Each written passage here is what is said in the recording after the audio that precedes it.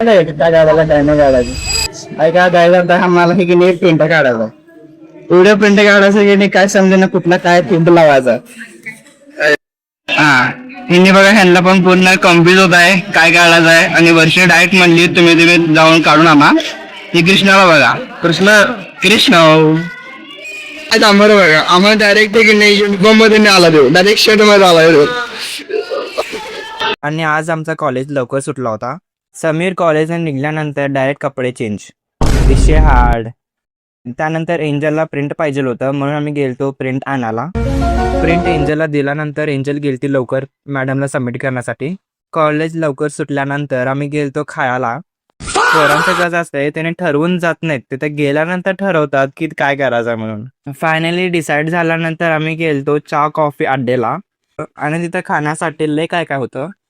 आणि तिथं एंटर केल्याबरोबर तिथे कारचे फ्रेम्स होती आणि त्यामध्ये BMW पण होती. खरंच मला पण हे लई आवडलं. त्यानंतर आम्ही ऑर्डर केलतो समोसा आणि थम्सअप. आम्ही ते स्टुडंट आहोत जे लोकांना म्हणतो की जंक फूड खाऊ नका आणि इथं तेच चालू आहे. आणि ते सगळं साईडमध्ये ठेवून मी आज डब्बा पण आणलं होतं कारण मला माहित नव्हतं की आज हाफ डे आहे म्हणून. पोरांचं क्रिएटिव्हिटी कुठं पण दाखवतात आणि आम्ही आणला होता सॉस.